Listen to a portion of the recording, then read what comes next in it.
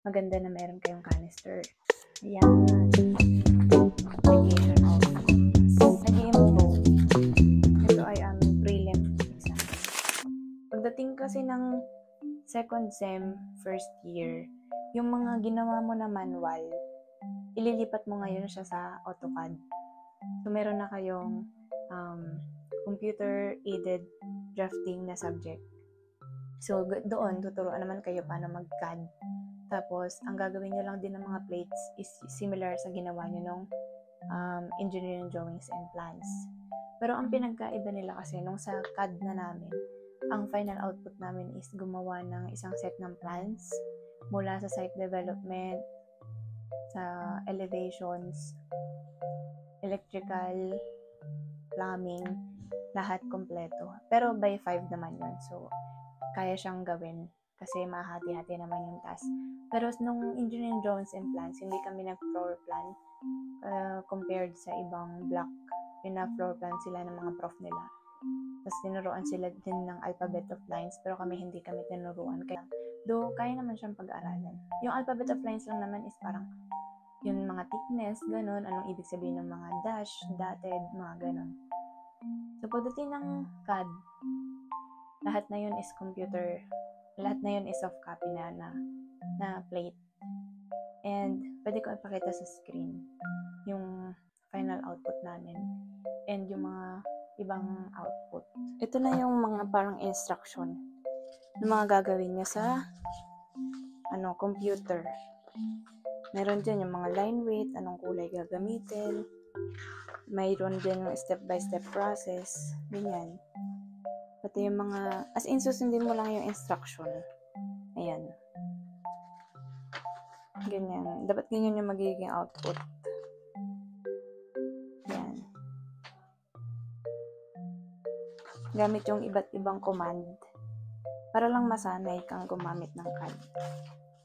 Ayun, yun na-mention ko kanina. So, bali, ang mga possible na kailanganin nyo sa engineering drawings and plans is canister, triangles, pens, and then T-square. Yung T-square, ang pinabili lang sa amin is yung maliit lang na version. 24 inches lang yata yun kasi parang sakto lang siya sa drawing table na provided sa classroom. Kasi ang tendency kapag sobrang mahaba, lalagpas siya sa drawing table mo and maharang na siya sa daan. So, may possibility na pag may dumaan, matabik yung T-square mo. So, delikado yan sa plate mo. And, ganito siya. Ito siya. Ito. Ito naman is rotring, yung aking T-square. Yan. Ganyan siya. Nasa ano yan. Hindi ko na matandaan yung presyo nito. Kasi ang tagal na. Ganyan. Ano na to? May gamit nyo naman na to guys hanggang 3rd year. Kasi hanggang 3rd year, nagpe-plates pa rin kayo. Ay, tama ba to? Wala, baliktad. Ayan, ganyan.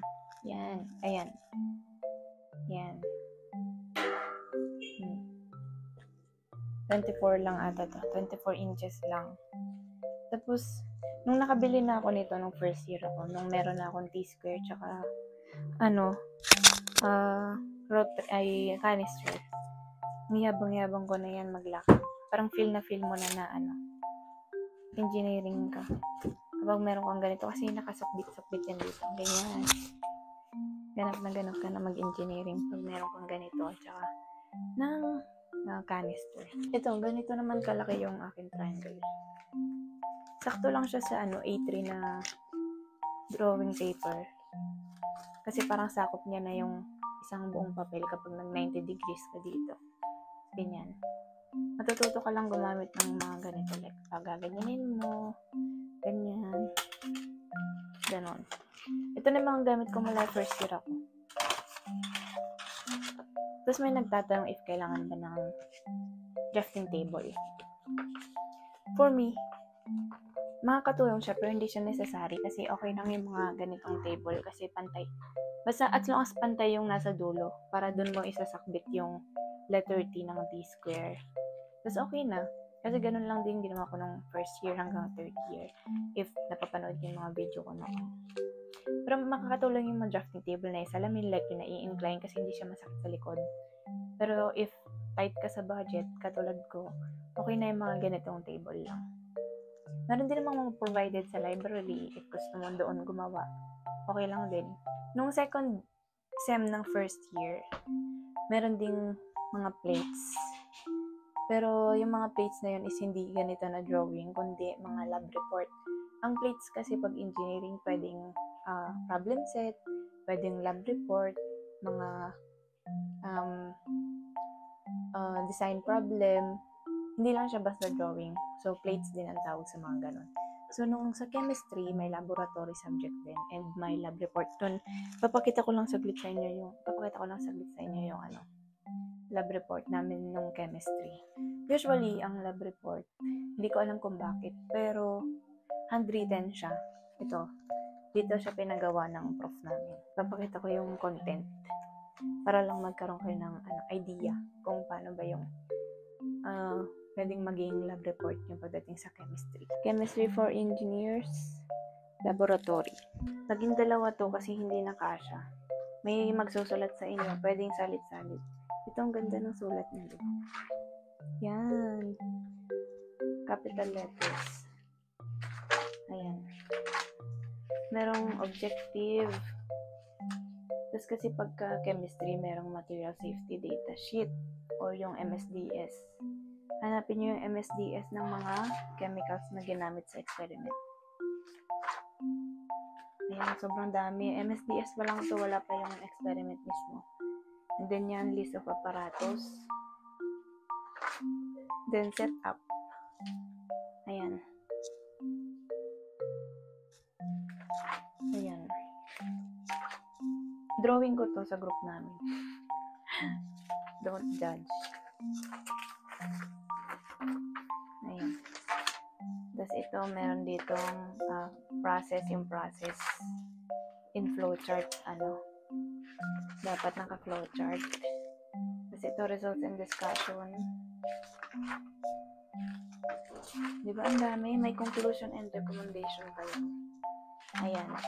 Tapos references. Ganon ang eksena. Yan. Ito rin. Hindi siya nagkasya kaya naging dalawa. Ayan.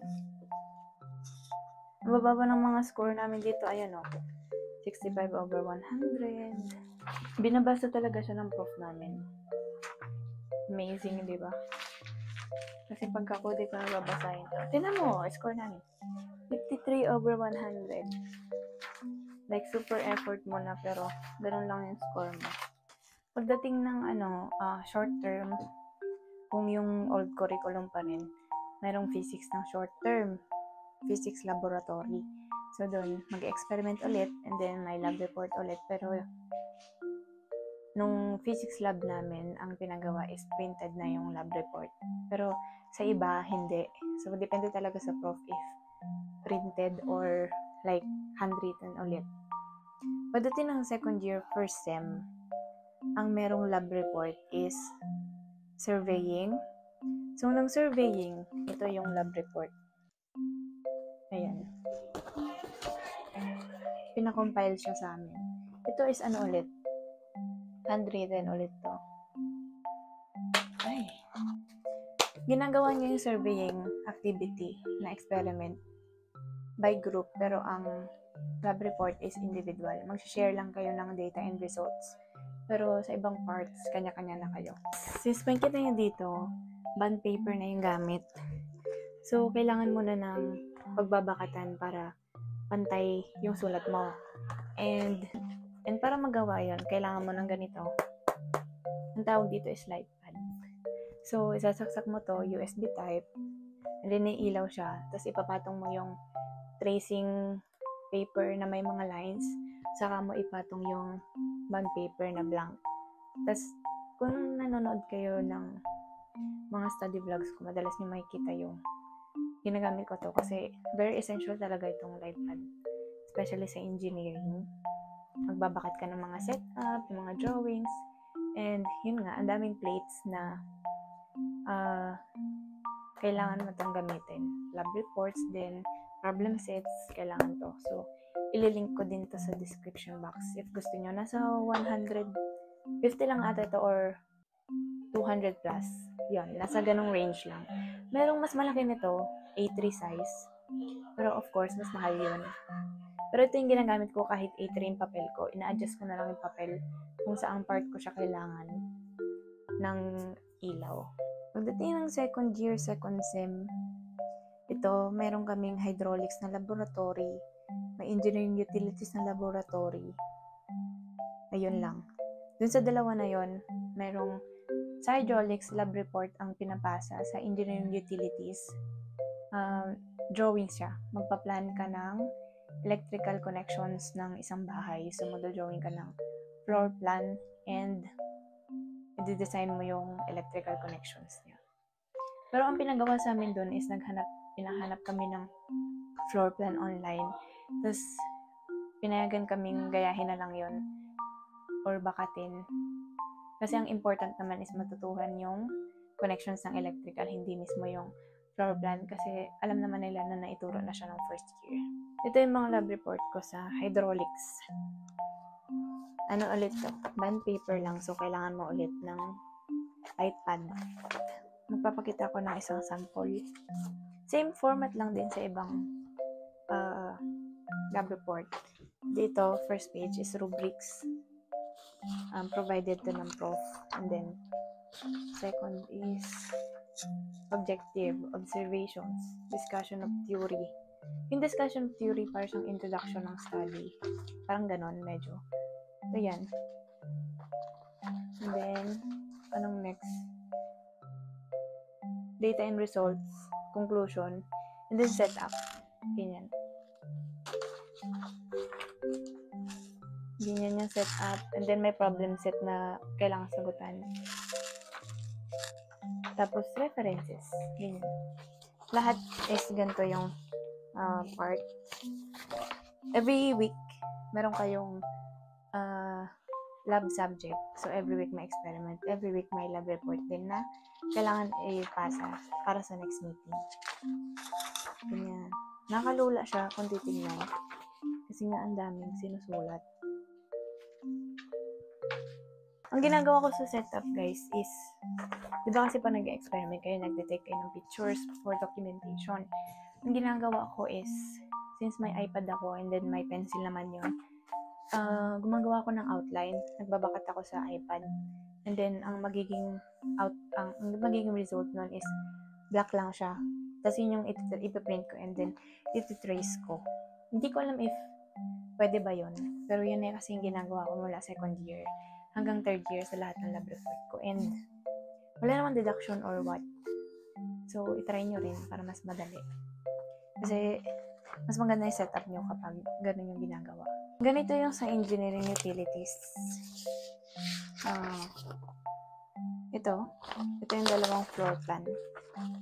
First floor and second floor. Tapos, ang final output nyo is plan.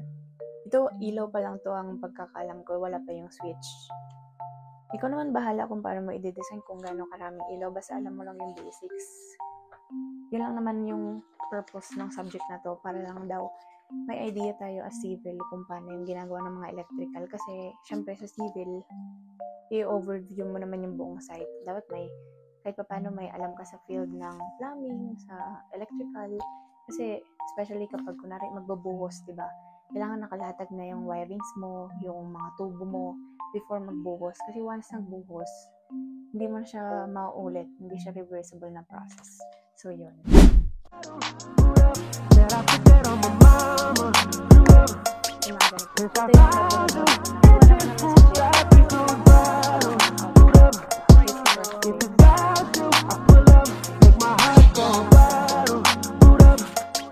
Ito yung